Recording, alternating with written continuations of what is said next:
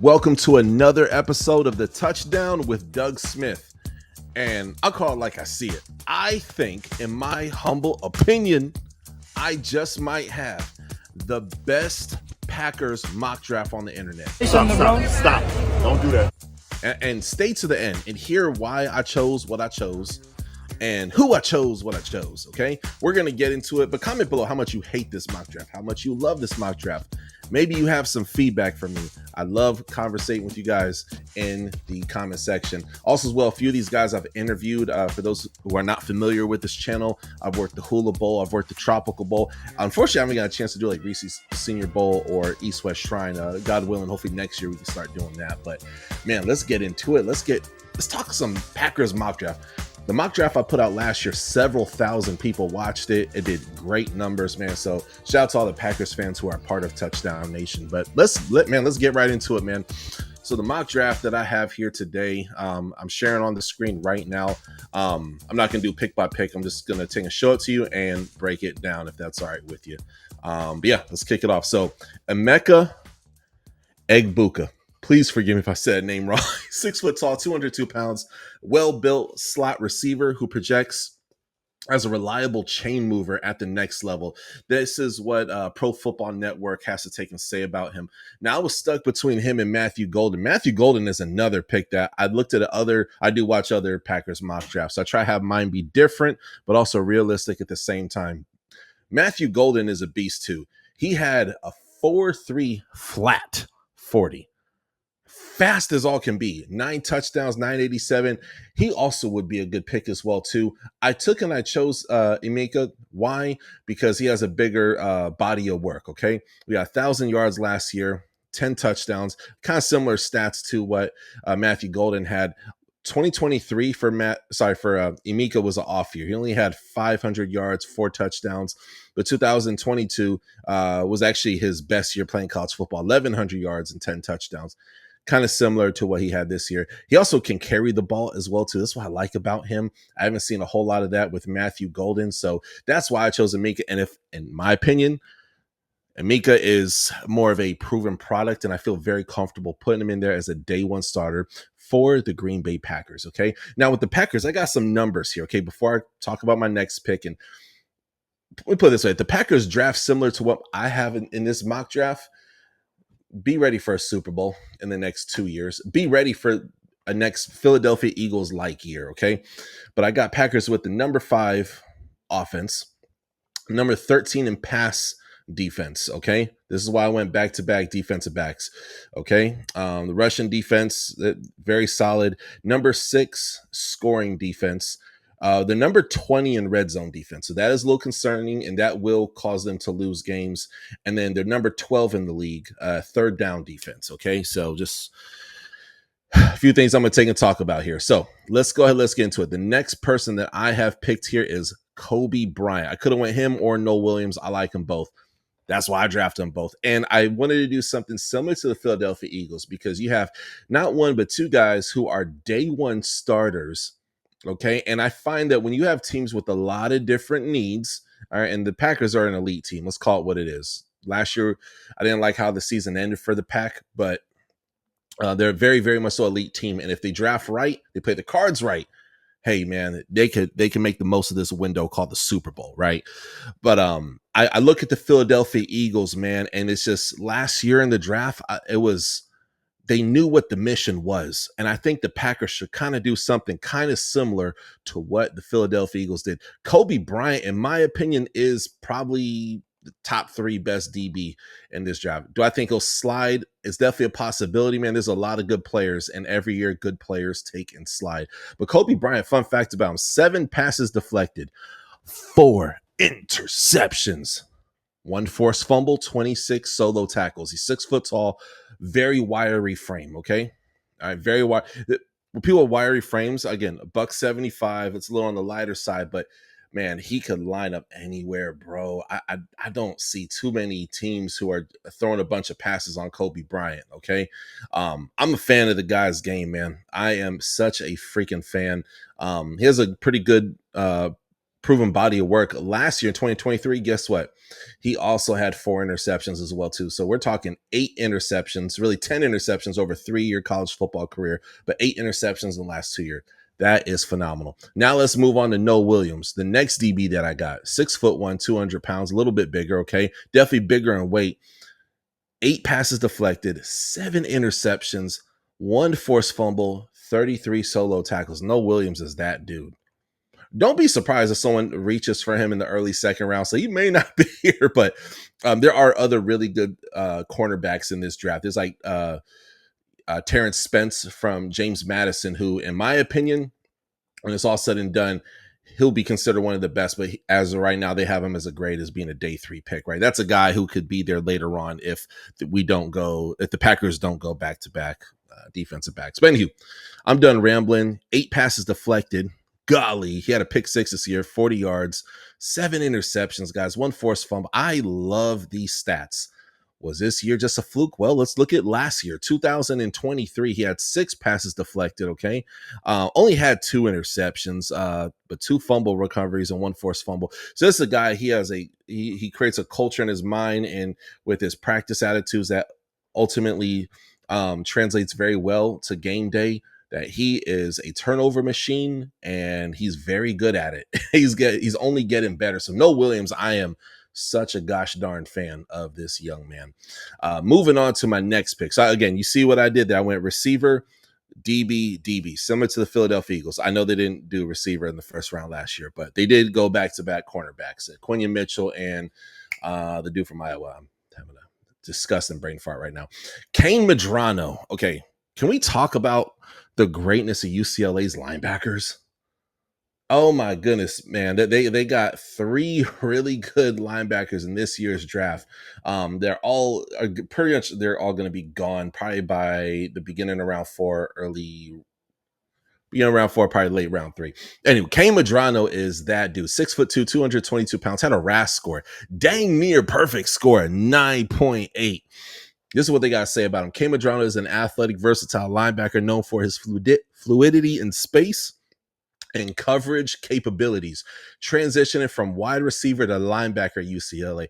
Dang, that's wild, man. You know how much like knowledge you got to have? Like, man, you are a receiver and you switch to linebacker. You do not see that often, okay? He has developed into a reliable defender with notably lateral agility and quickness. He excels in pass coverage. See, that's what I'm looking for, okay? Look, I'm looking at the stats here, y'all, okay? Number 20 in red zone defense. So you need DBs who could get you you need defensive backs who can get you interceptions, okay? And you need linebackers that can do that. If you do that, you're not going to be number 20 Packers and lose close games, okay?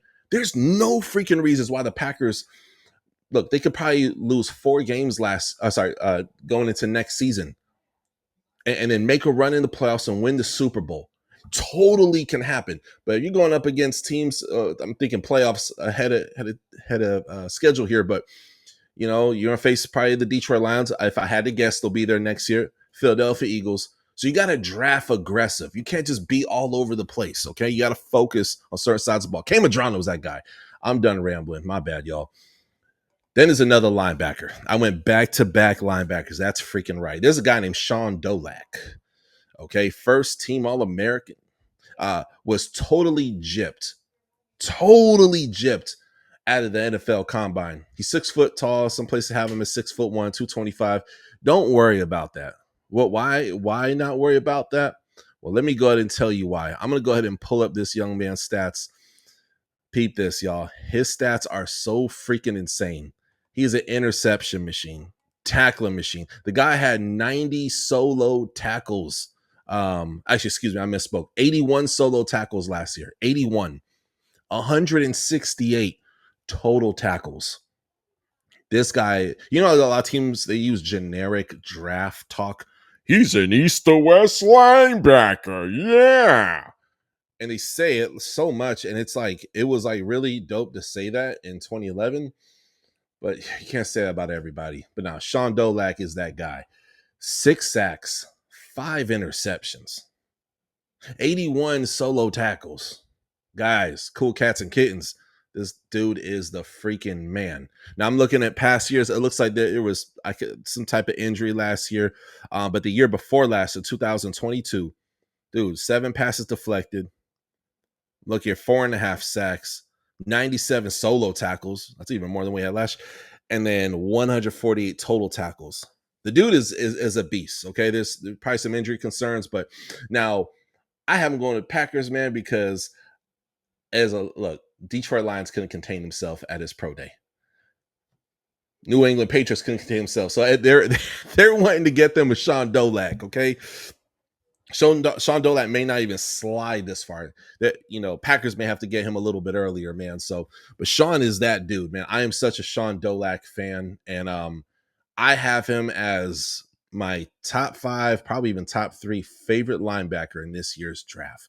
But because he goes to a MAC school, and this is the type of draft that you have to look at the small schools. You can't just look at Texas forever. Okay, NIL changed everything. It changed everything. They can take and pay for a guy who was going to go to USC and like, hey, you know what? Can you go to Miami of Ohio? Can you go to Toledo? Look at Toledo, man. Look how much they're rising. They had a D tackle who's jumping off the boards in this year. Last year is Quinion Mitchell. So just pay it. I tell folks, don't just look at your big schools. It's a MAC. Who are they playing? Guys, NIL has changed everything. Anywho, sorry for the rant. Second time this episode. I'm kind of bad with that. I'm very passionate. Next one is a fan of the show, friend of the show, my dog Xavier Carlton. Listed as 6'5". He's actually 6'6", 273 pounds. Who remembers Julius Peppers? That's what the freak Xavier Carlton is.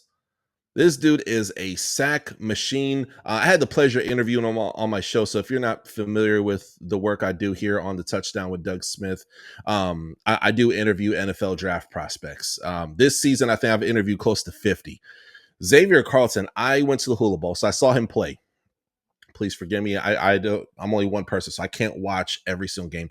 I've heard the name before, but then I saw him, and this guy got 2 sacks at the Hula Bowl. NFL scouts are gushing over this guy.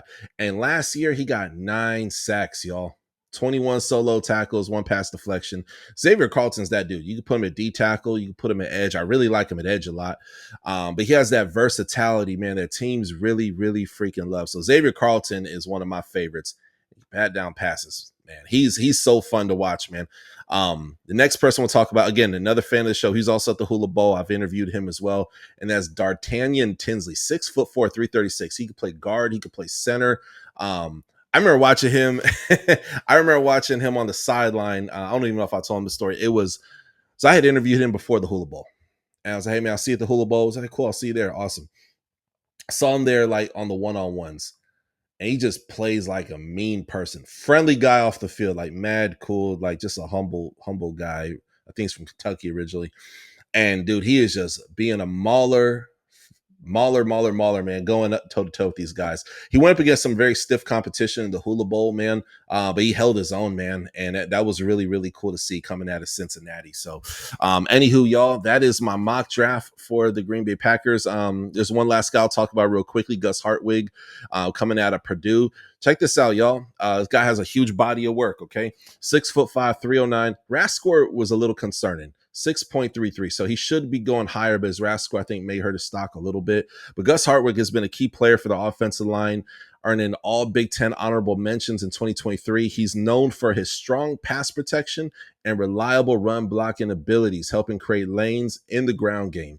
A team captain and multi-year starter, Hartwig returned from it goes into his information here. He had an injury in 2022, but his leadership experience is really vital to team success, man, and helps for them to have a very good running attack. So that's a guy, I feel very comfortable that, between him and D'Artagnan Tinsley, I like D'Artagnan Tinsley a bit more, just because his versatility, man, and he's had a history of being very healthy.